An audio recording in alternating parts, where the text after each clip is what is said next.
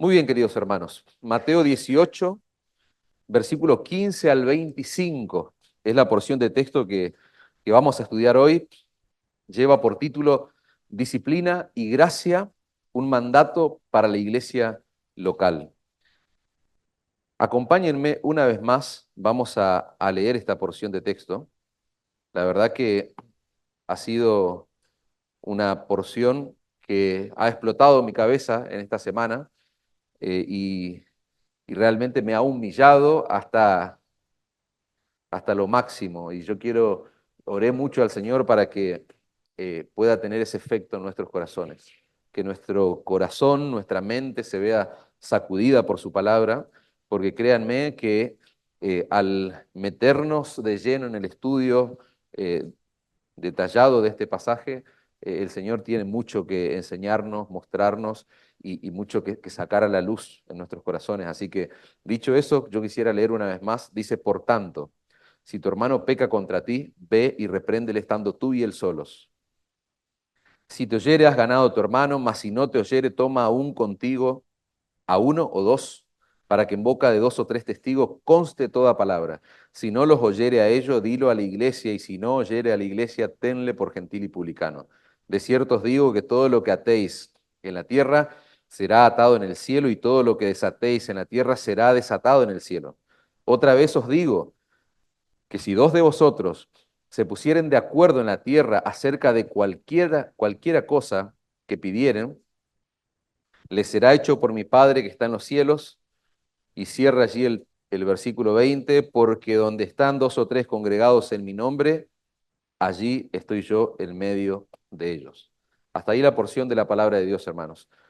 Hay dos pasajes en los evangelios en los que nuestro Señor Jesucristo incluye, por decirlo de alguna manera, una instrucción particular para sus discípulos acerca de la iglesia. Repito, dos pasajes, dos porciones que vamos a encontrar en el relato de los evangelios donde el Señor Jesucristo va a instruir a sus discípulos en términos de la iglesia. Y yo quisiera ver cuáles son esos pasajes. Uno de ellos es Mateo 16, se los leo rápidamente.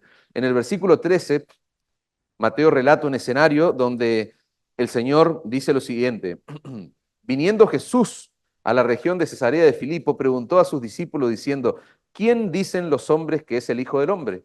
Ellos dijeron, unos Juan el Bautista, otros Elías, y otros Jeremías o alguno de los profetas. Y él le dijo, ¿y vosotros qué dices? ¿Quién diceis que soy yo? Respondiendo, Simón Pedro dijo, tú eres el Cristo, el Hijo del Dios viviente. Entonces él respondió Jesús, bienaventurado eres Simón, hijo de Jonás, porque no te lo reveló carne ni sangre, sino mi Padre que está en los cielos. Y yo también te digo que tú eres Pedro. Y acá viene, hermano, la primera mención. Sobre esta roca edificaré mi iglesia y las puertas del Hades no prevalecerán contra ella. En este primer pasaje de los evangelios donde se hace mención de la iglesia, Jesús se está refiriendo, hermanos, a la iglesia en lo que entendemos nosotros como su concepto universal, es decir, el conjunto de creyentes a través de toda la historia, en todo lugar donde se proclame a Cristo, donde haya pecadores que se hayan arrepentido de sus pecados, hayan puesto su fe en su obra en la cruz. De esa iglesia está hablando el Señor. Una iglesia conformada por todos aquellos que, al igual que el apóstol Pedro, lo confiesan a Cristo, a Jesús como el Cristo, como ese Mesías que fue anunciado en los profetas del Antiguo Testamento, como el Hijo de Dios, como la segunda persona de la Trinidad que se hizo hombre y que vino a este mundo para morir por los pecados de aquello que él vino a salvar. Esa es la iglesia universal, hermanos, compuesta, repito, por todos aquellos que confiesan a Cristo como Señor y Salvador. Ahora, hay otro pasaje donde se menciona la iglesia, donde se habla de la iglesia, y es precisamente el texto que nosotros vamos a estudiar hoy, el texto sobre el cual se va a desarrollar esta predicación, que es la porción que nosotros acabamos de leer. Ahí el Señor habla de su iglesia, pero fíjense el detalle, ya no como una comunidad universal, ya no está hablando de todos los creyentes que hubo y que habrá a lo largo de la historia en todo el mundo, no, él está hablando de la iglesia en su concepto más singular. El Señor está hablando de la iglesia como una comunidad particular, una comunidad específica de personas que se han comprometido a cuidarse unos a otros. Nuestro hermano hablaba de los compromisos, de las responsabilidades que tenemos unos a otros, hablábamos eso en el tiempo de oración. Bueno, el Señor está hablando ahora de la iglesia en el concepto local, en el concepto específico, digamos, una comunidad de gente que se conoce y que asume un compromiso mutuo de cuidarse y de dejarse cuidar, que es la distinción en lo que nosotros estamos estudiando. Y repito, un grupo de personas que se comprometen en cuidarse unos a otros, pero especialmente dejarse cuidar. Eso ocurre no en la iglesia universal, eso ocurre en la iglesia local de Cristo. Toda aquella persona que dice pertenecer a la iglesia universal de Cristo debe hacerlo evidente, debe mostrarlo formando parte de una iglesia local, donde esa persona se va a comprometer a velar por la vida espiritual de otros creyentes que también forman parte de ese cuerpo. Y recalco la salvedad que decía antes. No solamente me voy a comprometer a velar por la vida de otros creyentes, sino que al mismo tiempo yo voy a dar mi autorización para que los demás creyentes cuiden de mí mismo. Eso es lo que pasa en el marco de una iglesia local. Y si nosotros hablamos de la disciplina eclesiástica, el compromiso que yo asumo, donde yo digo que los otros pueden cuidar de mí mismo, eso incluye, hermanos, si fuera necesario, la disciplina, que es lo que el Señor Jesucristo está enseñando en este pasaje. Nosotros escuchamos hablar del término disciplina y tiene una connotación negativa. Creo que culturalmente nos ocurre eso. Cambia ese concepto cuando llegamos a la fe, cuando llegamos al camino del Señor, cuando llegamos al Evangelio. Normalmente, en la mente de cualquier persona, la palabra disciplina está ligada o vinculada al ejercicio desmesurado de la autoridad, al autoritarismo, podríamos decir, a la falta de respeto por la privacidad de uno. ¿Quién se va a meter en mi vida? En mi vida, o sea, yo no permito que nadie se meta. Entonces, hablar de disciplina parece ser como un término que está ligado al legalismo, pero es obvio, hermano, en el texto que nosotros acabamos de leer y que vamos a desarrollar en unos minutos, es obvio que el Señor Jesucristo no ve la disciplina de esa manera. En nuestro pasaje, donde Jesús habla de su iglesia, Él menciona la disciplina como un elemento indispensable de toda comunidad de creyentes, de toda iglesia local, y también como una manifestación de amor, porque en definitiva es lo que ocurre. Por eso el título del sermón, disciplina y gracia. Eso es un mandato para la iglesia local. Y ese título lo que pretende hacer es reflejar en cierta manera el balance que hay entre la justicia y la misericordia, entre el ejercicio de la disciplina y el amor que debe reinar en la iglesia local, en la iglesia de Cristo. Mucha gente cree, hermanos, que amor y disciplina no son dos términos o conceptos compatibles. Mucha gente piensa que el amor y la disciplina no pueden ir de la mano, pero la Biblia, hermanos, es muy clara en mostrarnos que donde no hay disciplina, tampoco hay amor. Y donde hay amor real, amor del bueno, tiene que haber disciplina. Eso es lo que aprendemos de la Escritura. Por ejemplo, miremos una esfera donde nosotros podemos tomar como ejemplo. Proverbio 13:24, quienes no emplean, dice la Nueva Traducción Viviente, la vara de disciplina, odian a sus hijos. O sea, aquellos padres que retienen la disciplina, lo odian a los hijos, no lo aman, dice el Señor. Los que en verdad aman a sus hijos se preocupan lo suficiente para disciplinarlos. Ahora, fíjense qué interesante, porque ese padre o esa madre sin género, ¿no? Padre en sentido general, que por lástima o por sentimentalismo deja sin disciplina al niño, dice el texto que lo que ese padre está haciendo en la práctica es aborrecer al hijo, no está amando. ¿Por qué? Porque no le importa claramente que ese hijo esté formando, esté desarrollando hábitos o conductas que en el corto, mediano o largo plazo terminarán haciéndole daño. Entonces, retener la disciplina no es una muestra de amor, es una muestra de odio. El proverbio dice que la disciplina diligente va acompañada del amor, tiene que ver con el amor. Es parte del amor de los padres, podríamos decir, disciplinar a los hijos. O sea, es parte de ese amor real, genuino, que deben tener los padres a sus hijos. La disciplina forma parte de ese amor. ¿Quieren un ejemplo? Dios. Dios es el mejor ejemplo.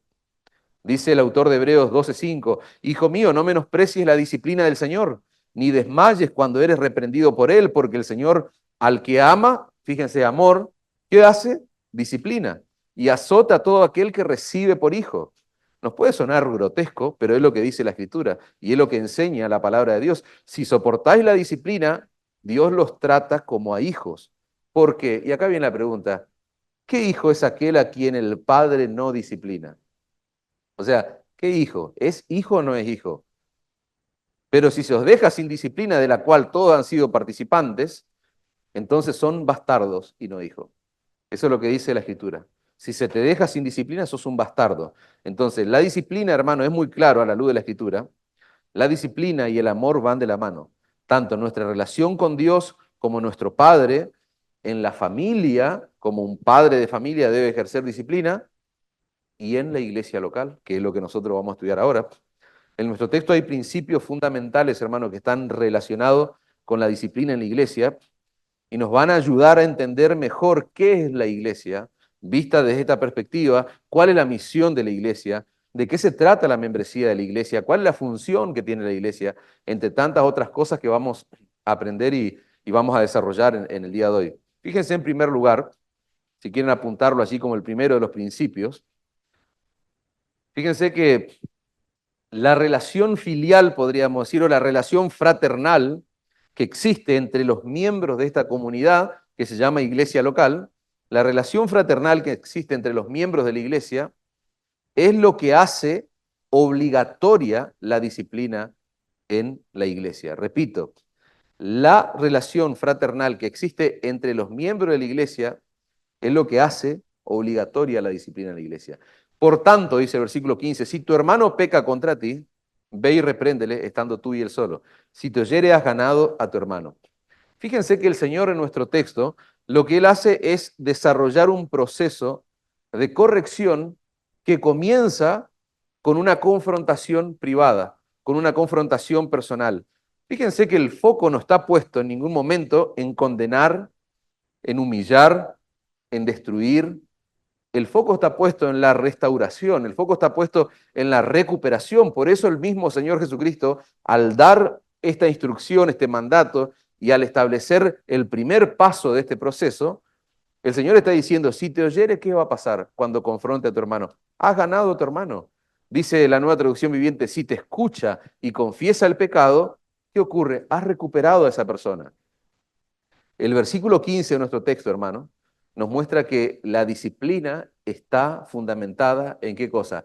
En el amor fraternal y en el compromiso de amor que tenemos unos a otros. Ahora, la confrontación privada y personal no solo ocurre cuando el hermano ha pecado contra mí, porque la Reina Valera es muy específica, si alguno ha pecado contra ti, dice. Ahora, si nosotros comparamos eso a la luz del texto bíblico, la confrontación también tiene que ser hecha cuando el creyente ha pecado, aunque no me vea yo afectado personalmente y literalmente. Entonces, tenemos una confrontación que se debe dar en el marco privado y personal cuando yo he recibido un pecado. Pero ahora vamos a ver lo que Pablo le dice a los Gálatas y eso nos va a ampliar el panorama porque yo debo confrontar a mi hermano en el plano privado y personal cuando el pecado de ese hermano o la conducta de ese hermano no me afecte en lo personal. Porque Pablo dice, hermanos, si alguno fuere sorprendido en alguna falta, ¿qué tienen que hacer los espirituales? Dice, vosotros que sois espirituales, restauradle con espíritu de mansedumbre. No es ponete como un estándar de perfección y santidad. No, no está diciendo ponete en el trono de la verdad. No hay un santo como vos. No, dice, debemos restaurarle al hermano que hemos sorprendido en alguna falta. Si yo sorprendo a alguien, puede ser que me esté afectando a mí o que esté afectando a otro o que se esté afectando a sí mismo. Restaurarle con espíritu de mansedumbre, considerándote a ti mismo, no seas que tú también seas tentado.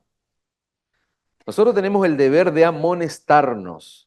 En esas 50 obligaciones que tenemos unos a otros, está el hecho de amonestarnos, de corregirnos unos a otros. Aunque el pecado de esa persona no me afecte, como dije, en lo personal. Si tu hermano peca, la relación fraternal o la relación filial que hay en este cuerpo de creyente, la relación que tenemos en Cristo, no permite, hermanos, que actuemos con indiferencia cuando vemos a uno de los nuestros jugando con el pecado, coqueteando con el pecado. No debemos ser indiferentes por la naturaleza del vínculo que tenemos. Cuando nuestro hermano está poniendo en peligro su vida espiritual, debiéramos acercarnos de manera privada y personal y confrontar, reprenderlo.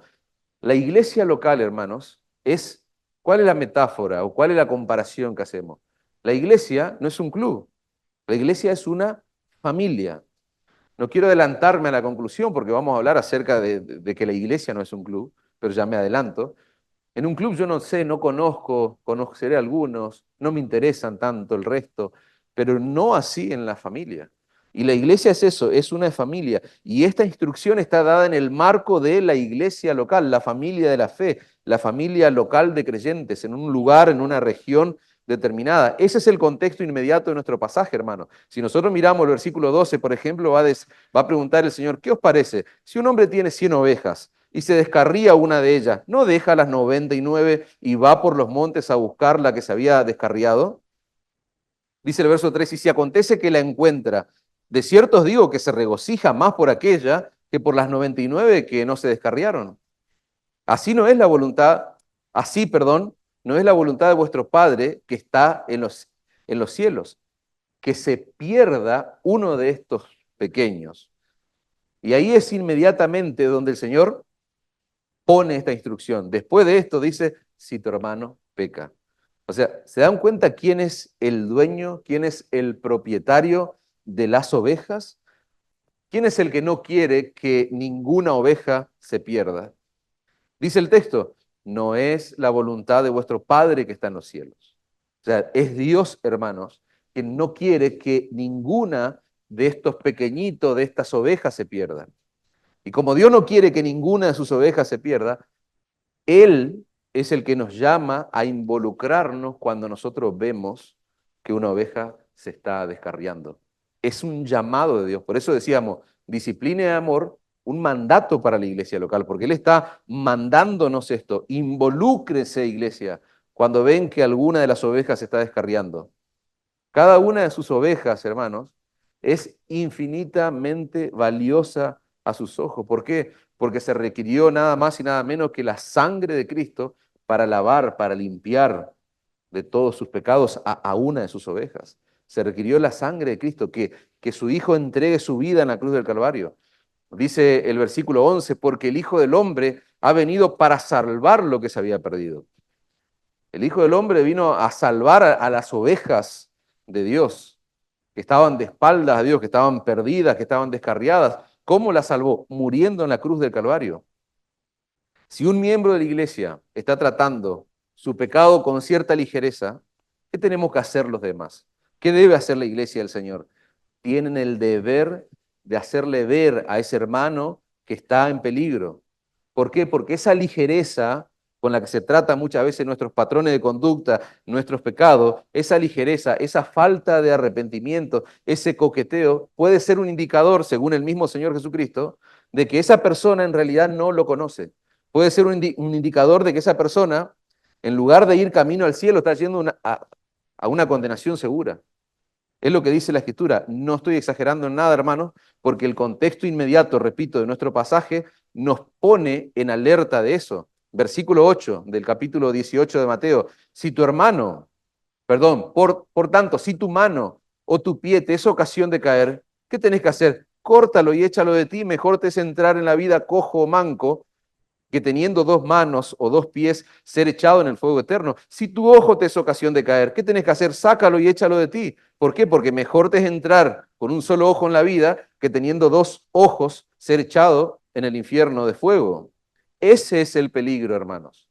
¿Se dan cuenta por qué el llamado a ser diligentes en esta área de la vida cristiana? Ese es el peligro, que haya una persona en medio nuestro que dice ser miembro de la iglesia local y esté yendo camino a una condenación segura, esté yendo camino al infierno. ¿Por qué? Porque está coqueteando con el pecado, porque está siendo indiferente a su pecado. ¿Se dan cuenta de la urgencia, la importancia de este tipo de confrontación que habla el Señor? Confrontación privada y personal. El problema no es si pecó contra mí. Si un hermano que está pecando y que es miembro de la iglesia local, ¿qué debo hacer?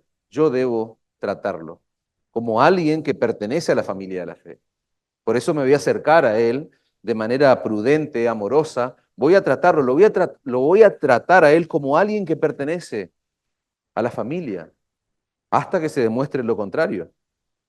¿Por qué voy a hacer eso? Y lo voy a tomar con la urgencia que amerita. Porque Dios el Padre no quiere que nadie se pierda, ninguno de estos pequeños, dice la Escritura, por quien Cristo derramó sangre en la cruz del Calvario. Yo quiero ponerle una ilustración para bajarlo más a tierra esto. Ustedes imagínense, nosotros en mi casa, en mi familia, somos 4 personas, mi esposa, mis 2 hijos y yo. ¿Ustedes se imaginan que un día nosotros nos levantamos, hacemos las tareas pertinentes que tenemos que hacer cada uno y nos percatamos de que un hijo nuestro no está? Nos sentamos a comer y de pronto el Romeo no está, desaparece, nadie sabe dónde está. Nosotros comemos, almorzamos igual y el mismo escenario el día siguiente y así sucesivamente. ¿Ustedes se imaginan a mí como padre de familia que yo diga, por ejemplo, ¿qué problema no vamos a hacer por Romeo si total me queda un hijo más que es Renato? ¿Se imaginan que yo piense de esa manera? ¿Qué problema me voy a hacer por Romeo? Tengo un hijo, o sea, un hijo más, un hijo menos no hace la diferencia. Yo creo que están de acuerdo que probablemente tendría problemas mentales, porque una persona cuerda no piensa de esa manera. ¿Por qué? Porque cualquier padre normal estaría desesperado por su hijo. No solamente el padre, la madre, el hermano en este caso, todos estaríamos desesperados porque somos una familia. Y no saldría yo solamente a buscarlo, y ahora vamos a aclarar un poquito eso, porque es un tema que se han dicho muchas barbaridades acerca de que el pastor deja las 99 y va a buscar. De hecho, una vez un pastor me dijo eso, me hizo esa aplicación de que el pastor tiene que dejar todo e ir a buscar. Ahora lo vamos a aclarar a eso. Pero digo, cualquier persona normal se desesperaría si su hijo no aparece.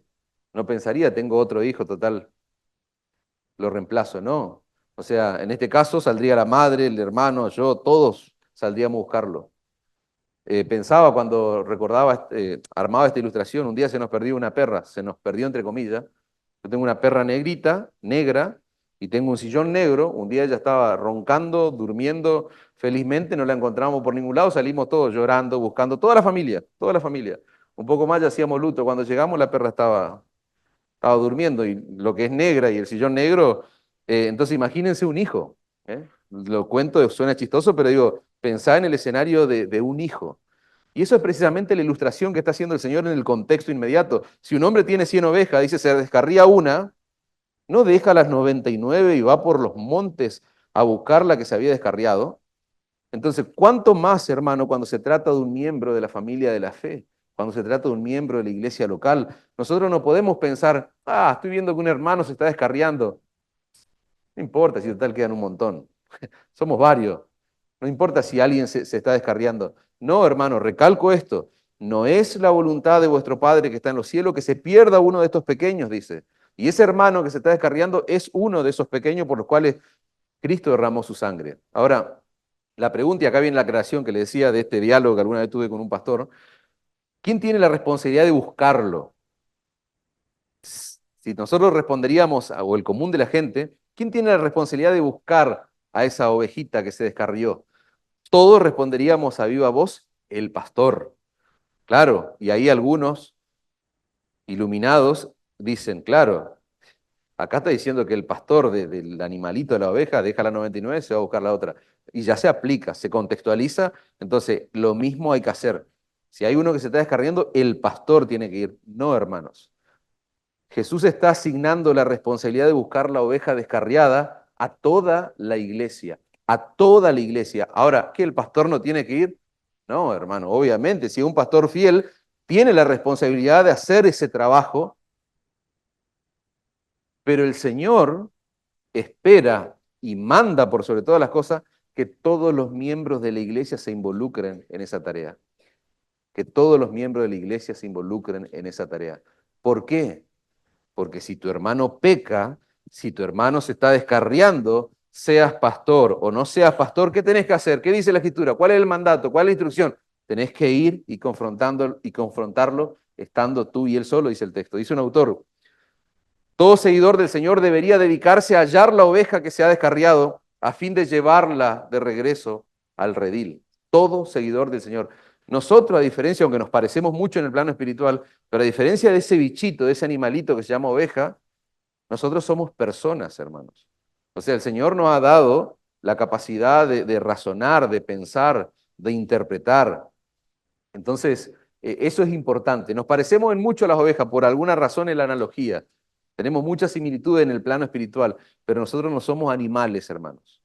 Repito, no somos animales. La Escritura nos manda a todos a involucrarnos.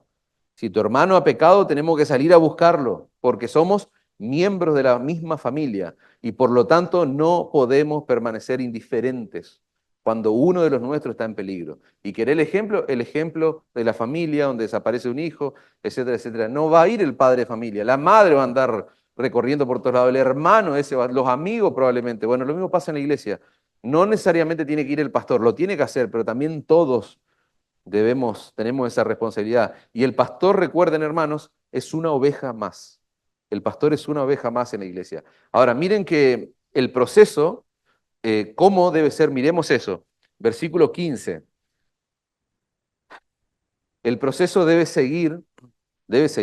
continuar para rescatar a ese hermano, porque estamos tratando con personas, no con animalitos, con personas. ¿Qué dice en primer lugar? Versículo 15, repréndele estando tú y él solo. Ya dijimos, eso que es confrontación privada personal. Vimos Gálatas, que dice, si la ofensa no es necesariamente hacia vos, es hacia otro, hacia lo que sea, igual, si fue sorprendido, eh, ustedes que son espirituales, dice Pablo, restauren con espíritu de mansedumbre, considérense a sí mismos, no sea que vos también seas tentado.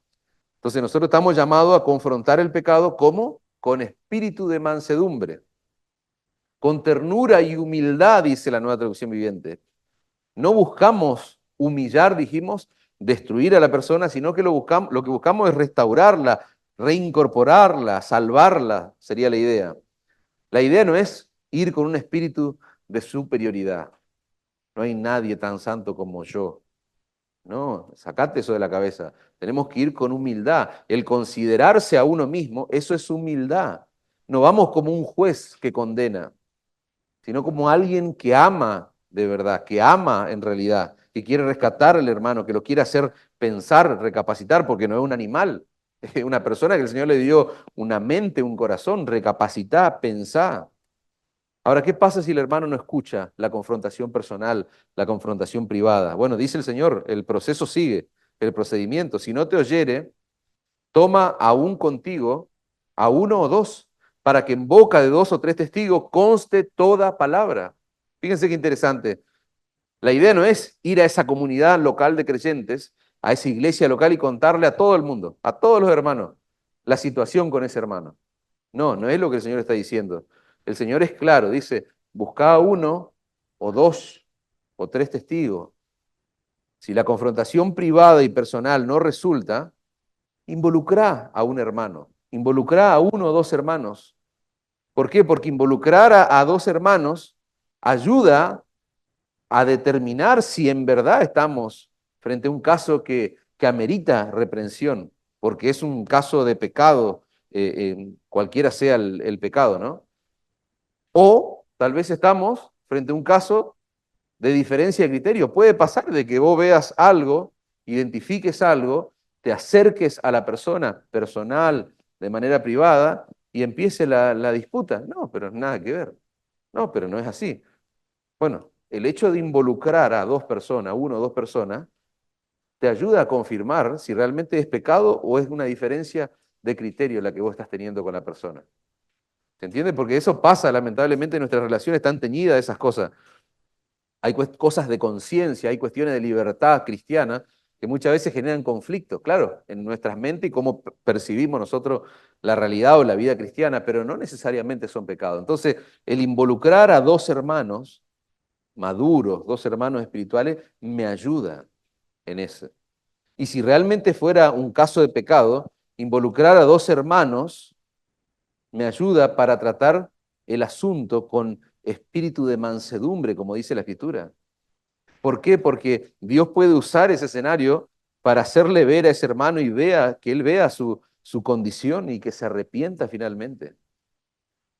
Pero claro, el Señor sabe quiénes somos nosotros y de lo que somos capaces. Por eso, el planteo que podríamos hacerle al texto, ¿y qué pasa si la persona, lo confronto personal, privado, voy con dos o tres testigos y sigue terco, haciendo oído sordo a la reprensión? Bueno, el Señor dice, si no los oyere a ellos, ahí sí dilo, ¿a quién? A la iglesia, a la comunidad local de creyentes, no iglesia universal como Mateo 16, no, a la comunidad local de creyentes, dilo a la iglesia. Si no oyere a la iglesia, tenle por gentil y publicano. Ahora, fíjense que el propósito de hacer esto público, ¿qué es? ¿Cuál es el propósito?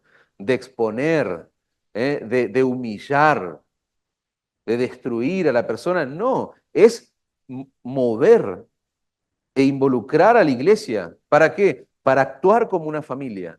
Esa es la idea de hacer esto público. Mover a la iglesia, involucrarla a la iglesia para que actúe como lo que es una familia que tiene que intentar rescatar, encontrar, traer al hermano que está en peligro.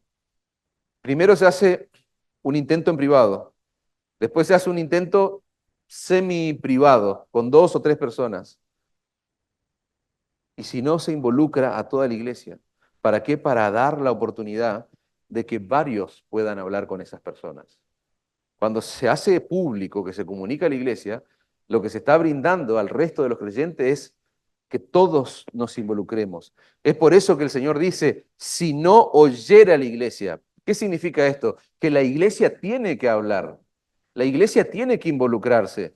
Porque el Señor está diciendo, y ya está yéndose a una instancia más el Señor. Si no oyera a la iglesia, por eso lo menciona el Señor. El Señor está dando por sentado que la iglesia va a hablar. Él está presuponiendo que la iglesia se va a involucrar.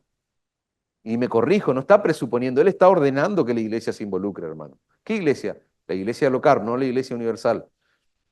El contexto de esta instrucción es la membresía de la iglesia. Eso se lleva en la práctica en el marco de la membresía de la iglesia local. ¿Qué ocurre en la membresía de una iglesia local? Las personas se conocen. Se sabe quiénes son los miembros de la iglesia y quiénes no lo son. Eso ocurre cuando la iglesia tiene un entendimiento bíblico de la membresía, tiene un entendimiento bíblico del ejercicio de la disciplina eclesiástica. ¿Por qué? Porque nos conocemos, sabemos quiénes son los miembros, quiénes no lo son. Somos pocos, nos conocemos mucho, dice el dicho. Ahora, ¿cuál es el propósito de llevar a cabo ese proceso? El propósito de la disciplina eclesiástica, hermano, es ganar, es recuperar, es traerlo al hermano, traerlo al redil de las ovejas. Si tu hermano peca contra ti, ve y repréndele estando tú y él solo. Si te oyere, has, ¿qué dice?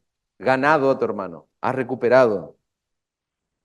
¿Se dan cuenta? Aunque el pecado cometido haya sido contra tu persona, el propósito de la disciplina no es que vos salgas vanagloriado. O sea, que vos salgas como vindicado sería la idea. ¿Viste? ¿Viste? Tenía razón yo. Tenía razón. Se arrepintió. Reconoció que pecó contra mí. No, eso es diabólico pensar así, hermano. El anhelo de tu corazón debe ser el mismo anhelo, el mismo deseo que el corazón de Dios. ¿Qué anhela el corazón del Señor? Dios el Padre no quiere que ninguno de esos pequeñitos por los cuales Cristo murió se pierda. Esa es la motivación que debe estar en tu corazón al momento de amonestar al hermano que peca contra vos o contra cualquiera. Dice el texto, si te oyere, has ganado a tu hermano. Eso significa que vos fuiste un instrumento en las manos de Dios. ¿Para qué? Para que esa persona no se pierda, para que esa persona siga disfrutando de la bendición de la comunión con Dios y con los creyentes, con la iglesia local. Como iglesia, hermanos, estamos llamados a evitar que nuestros hermanos caigan en un camino de destrucción, buscando siempre la restauración de ellos, la recuperación, la bendición de Cristo. La pregunta es, para bajarlo ya más a tierra, ¿cómo reaccionás vos cuando te amonestan? ¿Alguna vez fuiste amonestado en el plano personal y privado? ¿Cómo reaccionás? Porque hermanos, créanme que en todos los problemas que giran alrededor de esta área de la iglesia, un montón de problemas se resolverían acá, en esta primera etapa. La pregunta es cómo respondés, cómo reaccionás. Yo no estoy diciendo que vos tenés que salir hoy de acá y me encantaría que vengan y me amonesten y me reprendan. A nadie le gusta eso, hermano. A nadie le gusta, no es agradable, no somos masoquistas. La reacción que yo tengo, y me confieso, cuando alguien me amonesta, no es de alegría, wow, qué bueno, ahora sí me siento feliz. No, la reacción que yo tengo es me incomoda, me molesta, hermano. Pero nosotros somos llamados por Dios en su palabra a reaccionar, como dice el salmista, bueno me es haber sido humillado para que aprenda de tus estatutos. Es bueno haber sido humillado, dice la palabra de Dios. Y así debiéramos reaccionar, aunque es complejo, es difícil. Lamentablemente, cuando somos confrontados, tenemos que hacer un esfuerzo mental. No somos animales, somos personas. Tenemos que hacer un esfuerzo mental para recordar, hermano, que lo que está haciendo ese hermano que viene a confrontarme no es porque me odia, es para mi bien. Yo tengo que hacer un esfuerzo, recordarme eso. Repito, no soy como una bestia, como un caballo, dice el salmista, terco de corazón. No, no somos como las bestias, no. Tengo que recordarme que ese hermano está haciendo por mi bien y ahí se me acomodan las emociones, porque tu corazón te va a decir cualquier cosa. Es engañoso, es perverso. Una aclaración súper importante, hermanos. Nunca olvides que el hermano que va a confrontarte en privado es un pecador, miserable pecador, al igual que vos. Nunca olvide que es un pecador. Por lo cual, hermanos, no debería pasar, pero puede ocurrir que cuando este hermano que te confronta, cuando lo haga, no sea tan amoroso como demanda la Escritura. Puede ocurrir. Acordate que estamos en presencia de pecadores. Entonces, puede suceder lamentablemente, aunque no debiera suceder, porque hay muchísimos mandatos en la Escritura, pero así como a vos no te gusta que te amonesten, el hermano que lucha puede, el hermano que te amonesta puede luchar también con, en vez de tener un espíritu de mansedumbre, tener un espíritu de superioridad. Entonces, esa es una aclaración, una advertencia muy importante. Disciplina y gracia, dijimos, es el equilibrio perfecto. Nosotros sabemos que la Escritura nos llama a decir la verdad en amor, pero si eso no ocurre, y acá viene la advertencia, si eso no sucede, lo que vos tenés que cuestionar es la veracidad de lo que ese hermano está diciendo. No cuestionen en ese momento si te lo dice de buena forma, si te gustó las palabras. No, no cuestiones eso. Tenés que cuestionar la veracidad de lo que te está diciendo. No me lo está diciendo con espíritu de mansedumbre, no te voy a escuchar. No, no. Lo que vos tenés que esforzarte y hacer el trabajo es que, a pesar de que no está usando un espíritu de mansedumbre, ¿es verdad lo que te está diciendo o no? Ese es el punto. Y no es un consejo psicológico esto, hermanos, porque puede sonar como pura psicología. Es bíblico, no lo vamos a hacer porque se nos iría mucho el tiempo, pero anotate por ahí, 2 Samuel capítulo 16, versículos 5 al 14, ahí tenemos un ejemplo bíblico del gran rey David, nada más y nada menos, el rey David huyendo, escapando, y se encuentra allí con un hombre perteneciente ahí al árbol genealógico de Saúl, un hombre que lo empieza a maldecir, empieza a usar palabras pero terriblemente duras, pero que son ciertas acerca del rey David. Empieza a maldecir, empieza a usar palabras durísimas, pero son ciertas. El escenario es hermoso porque un general del ejército de David, un hombre que estaba allí para protegerlo, un general, un hombre muy importante, usa una expresión y ¿qué le pasa a este perro muerto? Le dice al hombre que salió al cruce allí. ¿Qué le pasa a este perro muerto que trata así a mi rey? Entonces le pide permiso al rey para cortarle la cabeza y que ese hombre deje de insultar, porque insultar a un rey en esa época era un castigo, era un gran delito, digamos. Pero David le dice, de ninguna manera, si el Señor le dijo que me maldijera, ¿quiénes son ustedes para detenerlo? Estoy leyendo una traducción viviente. Otra traducción dice, ¿qué les pasa a ustedes? Es lo que estaría diciendo David. ¿Tan loco? O sea, el Señor está usando a ese hombre. ¿Así con esas maldiciones? Sí. ¿Por qué? Porque David estaba siendo humillado, hermano. ¿Por qué? Porque él, evidentemente, no lo tenemos al texto claro, así tan claro, pero evidentemente él hizo evaluaciones y pesó más la verdad de lo que ese hombre estaba diciendo. Sos un asesino, sos una persona inmoral, le decía David. ¿Ustedes se acuerdan lo que había dicho David? 2 o 3 capítulos antes, ahí tenés el perfil de quién era David. Y el ego o esa argumentación tonta fue dejada de lado porque este hombre evidentemente hizo un esfuerzo y pudiendo usar un poder no lo usó y dijo, esto es palabra de Dios. O sea, no eviten, porque Dios me está hablando. Lamentablemente, hermanos, lo que este hombre estaba diciendo David, como le dije, era cierto. ¿Lo estaba haciendo de una manera amorosa? No estaba usando palabras muy amorosas. Imagínense, el soldado le quiere cortar la cabeza, o sea que no estaba usando un lenguaje, un espíritu de mansedumbre. Sin embargo, la actitud de David es digna de destacar, hermano. La disciplina eclesiástica tiene otro propósito. Dijimos, ¿cuál es el propósito? Restaurar, recuperar al hermano.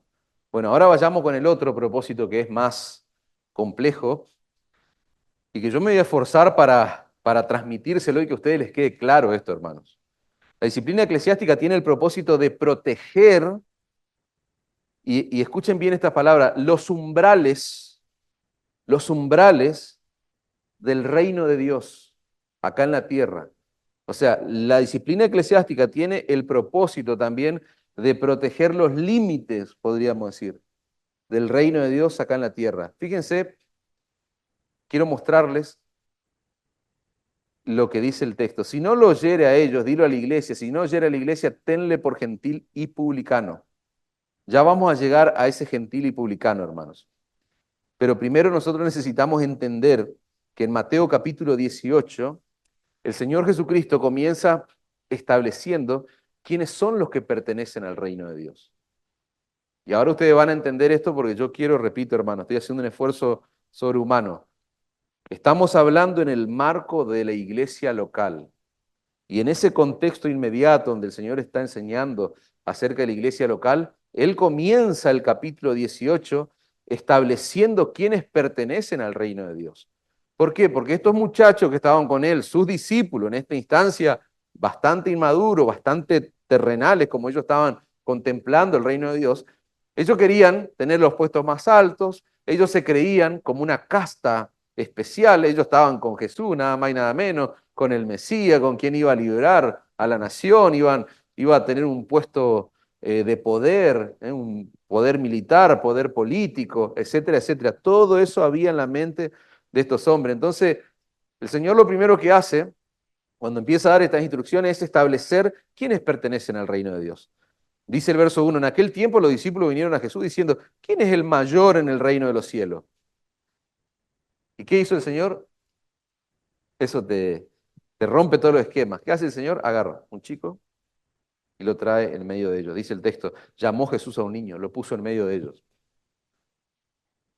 Qué hermoso es ser niño, ¿no? Y pensar en esto, porque evidentemente había cierta afinidad de los niños con el Señor Jesucristo. Los niños querían estar con Él, al punto de que el Señor los llama y ese niño se presenta y se pone en medio de esa gente desconocida probablemente. Y dijo, de cierto os digo, que si no os volvéis y os hacéis como niños, no entraréis en el reino de los cielos. Le dice a sus discípulos, a sus amigos, a su equipo de trabajo. Así que cualquiera que se humille como este niño, ese es el mayor en el reino de los cielos. ¿Qué pasaba con estos hombres en el primer siglo, hermanos? Para los judíos, los límites, o digamos, quienes formaban parte del reino de Dios, ellos la tenían clara. Los judíos estaban dentro del reino de Dios. ¿Quiénes? Todos aquellos israelitas que procuraban obedecer la ley de Dios eran los que estaban adentro de ese círculo. Ahora, los demás, es decir, los que no eran judíos o los que eran judíos pero no hacían su mejor y mayor esfuerzo por obedecer la ley, ellos estaban fuera. Acá estaban los piadosos, los que querían aparentar una cosa que no eran. Ellos eran los escogidos, los que vivían conforme a los mandatos, a la ley moral y un montón de otros mandamientos que habían impuesto sobre la gente, etcétera, etcétera. Entonces, sus discípulos vienen con esa idiosincrasia, con esa cultura. Entonces ahora el Señor quiere hacerle ver a ellos que la pertenencia en el reino de Dios no es un asunto de etnia, ni de cumplir ingenuamente la ley de Dios. No es un asunto de nacionalidad, es un asunto que tiene que ver con el corazón de la persona. A menos, dice la Nueva Traducción Viviente, a menos que se aparten de sus pecados y se vuelvan como niños, nunca van a entrar en el reino de los cielos.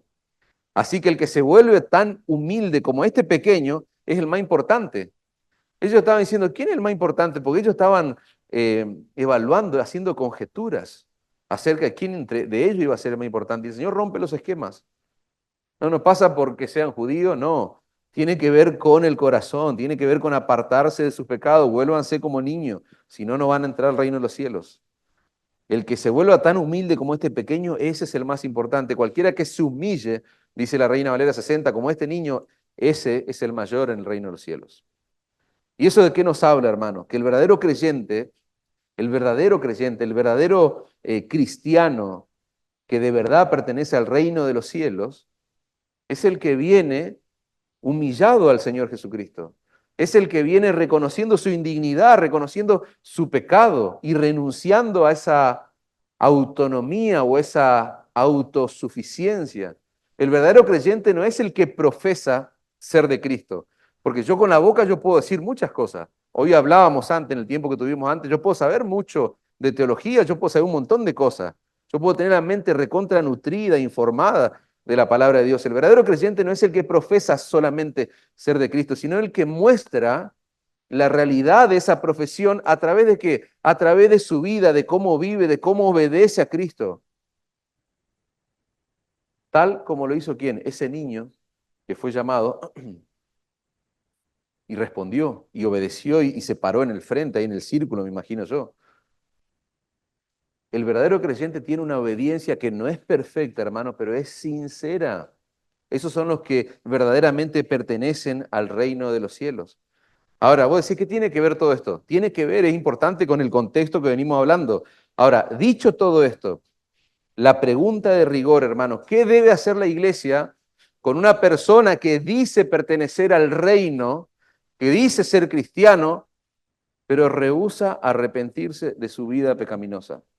Luego de haber sido confrontado por un miembro de la iglesia, después de haber sido confrontado por 2 o 3 miembros, después de haber sido expuesto a la iglesia, la pregunta es, ¿qué debe hacer con una persona que se percibe, que se concibe a sí mismo como un miembro del reino de los cielos? Dice el Señor, tenle por gentil y publicano a esa persona que ha hecho oído sordo en todas estas etapas, todas estas instancias, tenle por gentil y publicano. La iglesia no puede, hermanos, seguir reconociendo la veracidad de la profesión de fe de esa persona.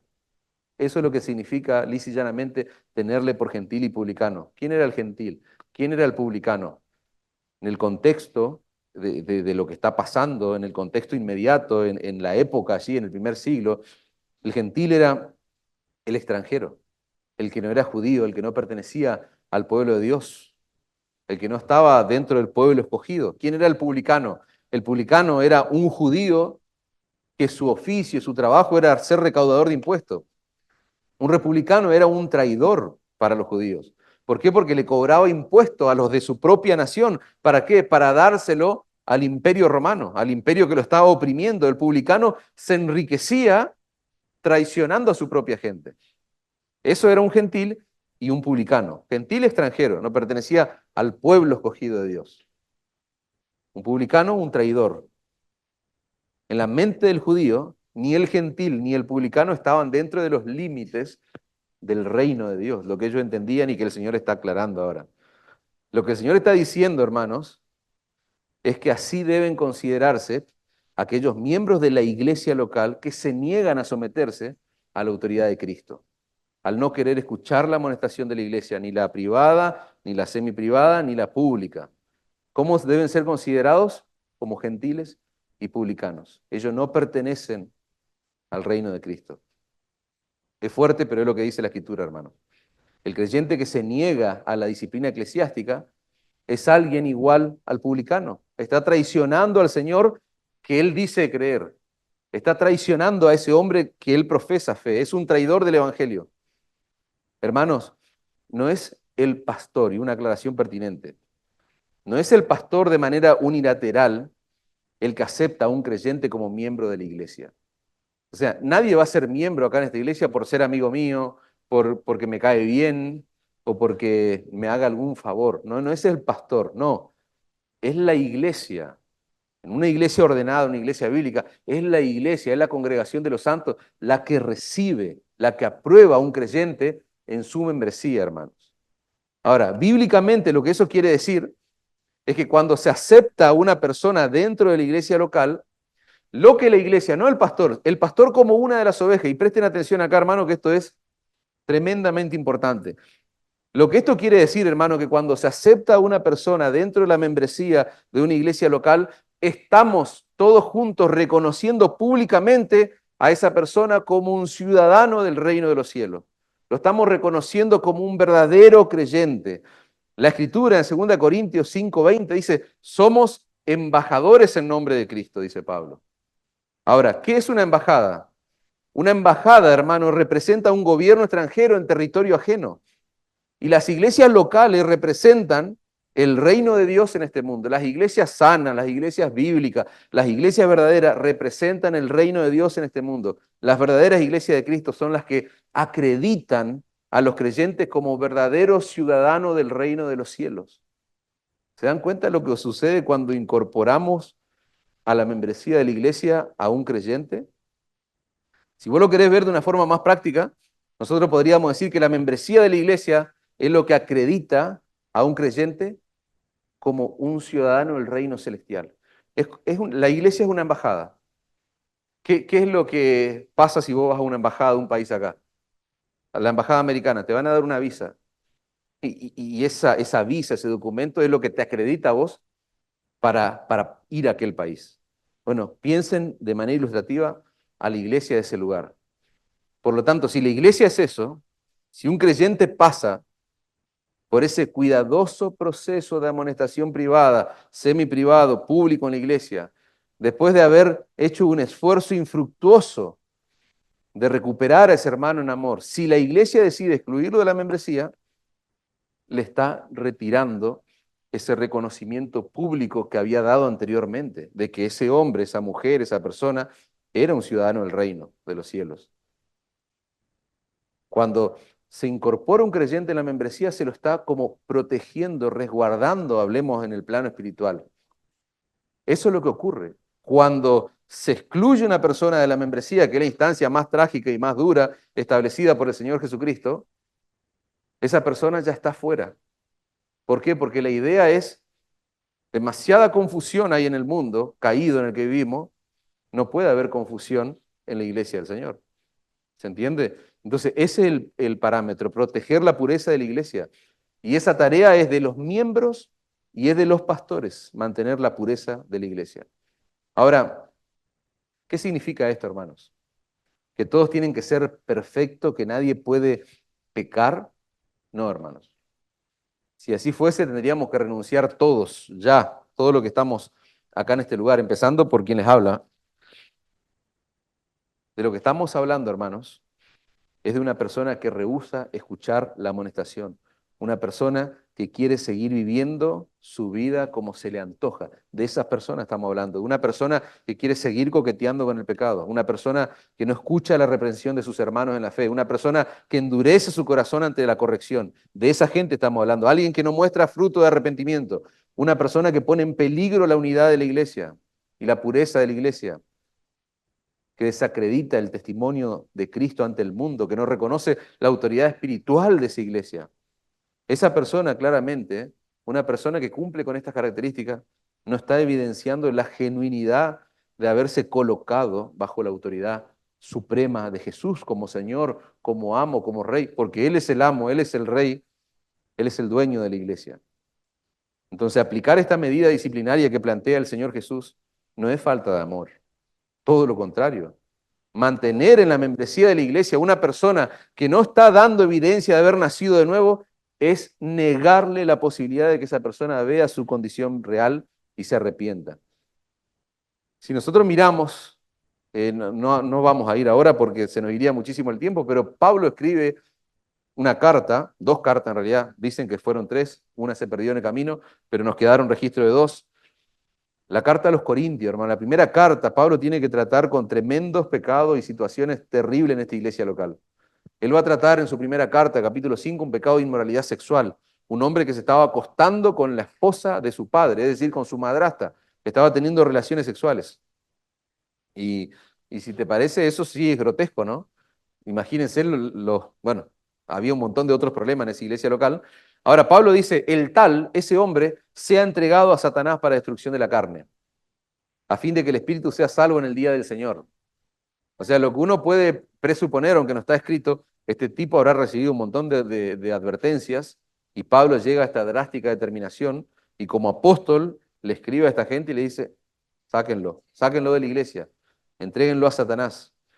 Ahora, cuando se excluye a un creyente de la membresía de la iglesia, se le está quitando, hermano, ese manto, podríamos decir, de protección espiritual que representa la iglesia local. Por eso Pablo dice, sea entregado a Satanás.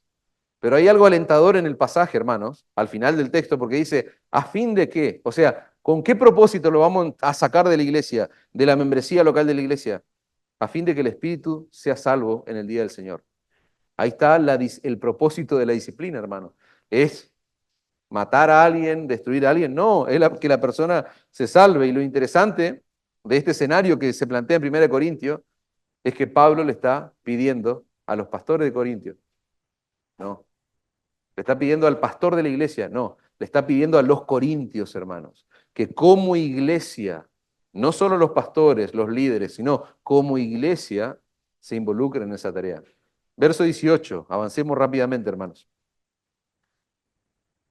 Miren la autoridad que Cristo le confiere a la iglesia para aplicar la disciplina.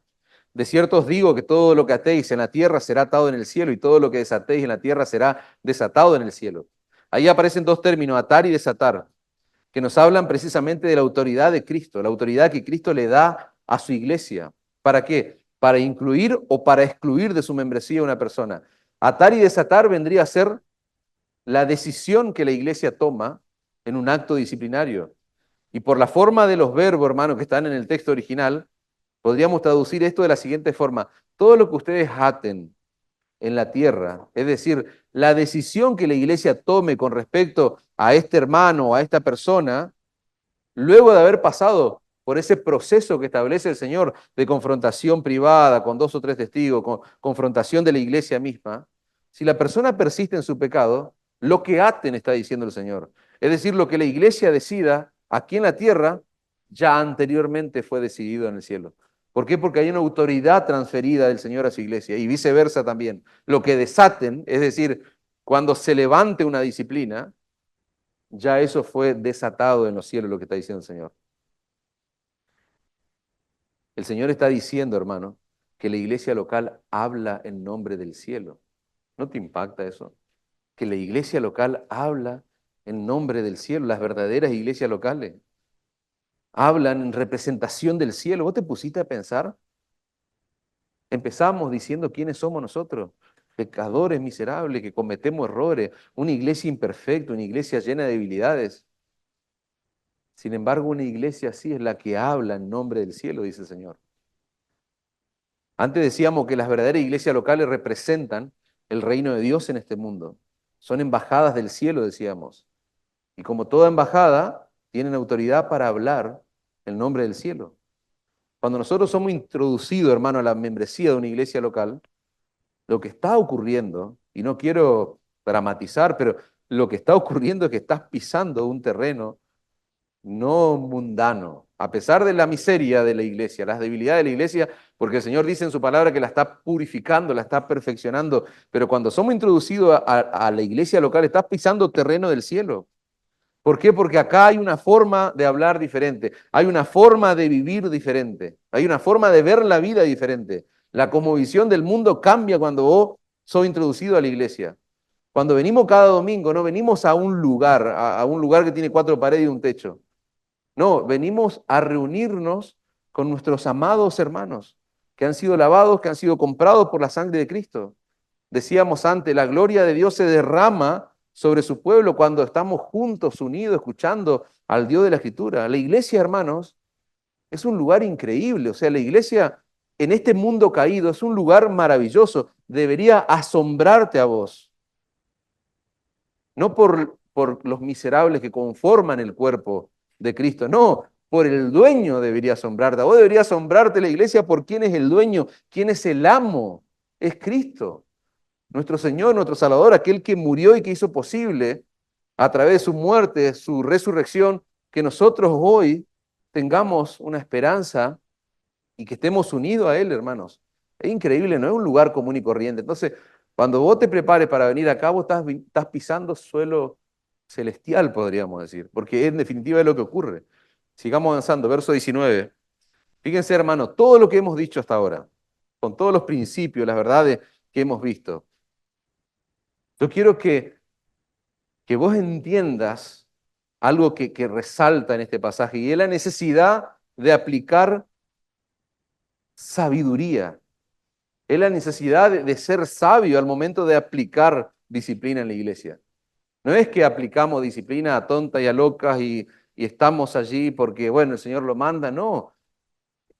La última parte de la instrucción del Señor nos llama a ser sabios, a no confiar en nosotros mismos para hacer semejante tarea. Otra vez os digo, si dos de vosotros se pusieren de acuerdo en la tierra acerca de cualquier cosa que pidieren, les será hecho por mi Padre que está en los cielos, porque donde están dos o tres congregados en mi nombre, allí estoy yo en medio de ellos. Hermanos, a ver, estamos en una iglesia que enseña de verdad la palabra de Dios. O sea, esto no tiene nada que ver con dos personas que se juntan y que se aman y que empiezan. Yo lo he visto en ese contexto, decir, si dos de vosotros se pusieran de acuerdo, ¿me entendés? No está hablando de acá dos personas que se quieren casar o que se aman. No está hablando acá de ponernos de acuerdo y orar por cualquier pavada. No, marco, el contexto inmediato, la línea de pensamiento, o sea, el Señor no dejó de hablar de la disciplina, Él sigue hablando de la disciplina, Él no cambia de tema, solo que ahora va a hablar de la oración en el contexto de la disciplina. Y lo que más nosotros necesitamos en el ejercicio de la disciplina eclesiástica es sabiduría, es depender del Señor, no de nuestras ideas, no de nuestros grandes conocimientos, no, es sabiduría. Y esa expresión, si dos de vosotros se pusieren de acuerdo en la tierra acerca de cualquier cosa que pidieren, esa expresión está enfatizando que la oración y las decisiones dentro de la iglesia local deben hacerse en armonía y con un mismo sentir. La disciplina ejercida sobre un creyente debe ser un acuerdo que nace, hermano, de ahí, de una comunión espiritual centrada en Cristo. Aun cuando esa comunión esté conformada por dos personas o tres. Es lo que dice el Señor. No tiene que ser 100 o 200, no. Dos personas, por más poco que sean, cuando hay esa comunión espiritual centrada en Cristo y oren y cualquier cosa que pidan, les será hecho en el marco de la disciplina. Eso no es un permiso para pedir cualquier cosa arbitraria, como le decía antes, sino para buscar la voluntad de Dios juntos. ¿Dónde? En situaciones difíciles, especialmente en temas como esto, en temas de restauración. Cuando dos o más miembros de la iglesia se ponen de acuerdo en discernir un problema, hermano, en corregir un pecado, pedir la intervención de Dios en ese proceso, adivinen que Dios se va a tomar un descanso. No, Dios responde a esa unidad en la oración. Dios responde a lo que esos creyentes están pidiendo. Dice un autor, cuando ese proceso se está llevando a cabo en el nombre de Cristo, bajo la autoridad de Cristo, siguiendo las enseñanzas de Cristo, Él está allí en medio de ellos, supervisando, aprobando, poniendo su sello de aprobación sobre lo que estamos haciendo como iglesia. ¿Por qué? Es lo que el Señor dice, si ustedes se ponen de acuerdo y oran, dice, yo estoy en medio de ellos. Y así cierra la cita, yo estoy en medio de ellos. Conclusión, hermanos. Yo les dije en la introducción que la iglesia es una comunidad de personas que se han comprometido en amor a qué cosa, a cuidarse unos a otros, pero acá viene el detalle. Yo le dije, dejarse cuidar. Suena muy romántico, nos cuidamos unos a otros, muy lindo, hasta que aparecen situaciones de esta naturaleza. Y ahí donde yo tengo que recordarme, no, pará. Yo no solamente me comprometí en cuidar, yo me comprometí en que me iba a dejar cuidar. Entonces, con todo lo que hemos visto, hermano, este principio debe tener otro sentido ya en nuestra mente, el principio de que yo debo dejarme cuidar si soy miembro de la iglesia de Cristo. Y acá yo les Les adelanté algo hoy. Les decía, la iglesia no es un club. A ver, ¿cuál es tu responsabilidad? ¿Qué es lo que vos tenés que hacer en un club? Pagar una cuota de socio. Eso es lo que hacemos los socios de clubes. Pagamos una cuota. Yo pago una cuota societaria por mi familia en un club. Si muere algún socio, y si conozco algo, tal vez me importe, pero la realidad es que a mí lo que más me importa es los beneficios que yo puedo obtener de esa cuota, participar de alguna disciplina, ir a la pileta, que me salga más barato la entrada a un partido, etcétera, etcétera. Eso es lo que así piensa un socio y así funcionan los clubes. La iglesia, hermanos, no es un club. La iglesia no es un club. La iglesia, ¿qué es? Es una familia, es un cuerpo, una comunidad en la que ningún miembro puede desentenderse de otro como pasa en un club. ¿Por qué? Porque si yo me desentiendo de mi hermano, es incoherente con la profesión de fe que yo hago. Y yo le ruego a Dios, hermano, y rogué mucho y oré mucho, créanme, que durante el desarrollo de todo este sermón tu mente haya sido confrontada, pero yo no me esforcé para suavizar tu mente, sino para confrontarla de manera fuerte en cuanto a la percepción que vos tenés de esta iglesia. Y ahora me vas a entender bien lo que digo. Yo te tengo que confesar que como pastor de esta iglesia local, o sea, soy un pastor joven que lleva poco tiempo en esta iglesia local como pastor, pero yo amo profundamente a la congregación, a la iglesia. Ustedes lo saben, mi esposa lo sabe, mis hijos lo saben, Dios lo sabe por sobre todas las cosas. ¿Por qué abro el paraguas, digo, con esto? Porque con todo lo que yo he estudiado, hermano, para predicar este sermón, con todo lo que yo, doble porción, porque vos lo procesás, lo estudiás, lo reducís dentro de las posibilidades, lo exponés a la iglesia, con todo este trabajo que yo estoy haciendo, ¿saben qué? Yo estoy humillado, o sea, humillado de manera terrible, porque yo me estoy dando cuenta, estudiando, preparando y predicándole a ustedes, yo me estoy dando cuenta de lo mucho que a mí me falta crecer en la percepción que yo tengo de la iglesia, en poder entender lo importante que la iglesia es a los ojos de Dios. Y lo mucho que a mí me falta por crecer en amor por mi iglesia local. Y yo soy uno que dice que ama esta iglesia y que está comprometido y que mi familia y mis hermanos están al pendiente de eso, pero yo caigo en la cuenta, hermano, cuando medito en esto, que a mí me falta todavía entender lo que vale la iglesia para Cristo y cuánto me falta a mí crecer en mi amor por la iglesia local, por esta iglesia local, porque estamos hablando en el marco de esta iglesia local.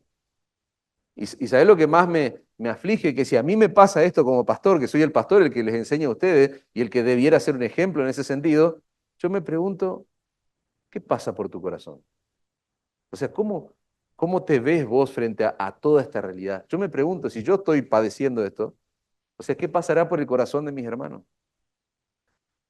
¿Te pudiste dar cuenta hoy de la responsabilidad que cada uno de nosotros tenemos en mantener la esencia de esta iglesia como una iglesia verdadera y no como un club? O sea, la esencia, hermano, de esta iglesia debe ser una verdadera iglesia de Cristo, no transformarnos en un club, no transformarnos en una secta en el peor de los casos, no, una verdadera iglesia de Cristo, hermano. La iglesia está en el mundo, dijimos, pero no pertenece al mundo. La iglesia es la embajada del reino de Dios. Nosotros los creyentes estamos acá en este cuerpo local de creyentes, en esta iglesia, para extender el reino de los cielos. ¿Cómo? Predicando el Evangelio. ¿Y para qué? Para proteger, hermano. Yo creo que ahora se entiende mejor, proteger los límites de ese reino que ocurre en la iglesia local. ¿Y cómo protegemos los límites? Cuidándonos en amor. Y para que eso sea posible, hermanos, no solo es necesario que la iglesia sea pastoreada por un hombre fiel o por hombres fieles. Para que esto ocurra, de que el reino de Dios se expanda y de que se proteja los umbrales, los límites de este reino que es la iglesia local, se necesitan pastores fieles y miembros fieles, miembros creyentes fieles. Hablábamos hace unos días que la iglesia está bajo ataque continuamente, hermanos. O sea, la iglesia en el plano espiritual está bajo ataque. La vida cristiana no es un parque de diversiones, no es una vida color de rosa, no. La vida cristiana es una batalla espiritual. La iglesia de Cristo viene desde antaño, desde que comenzó librando batalla, librando guerras, hermanos.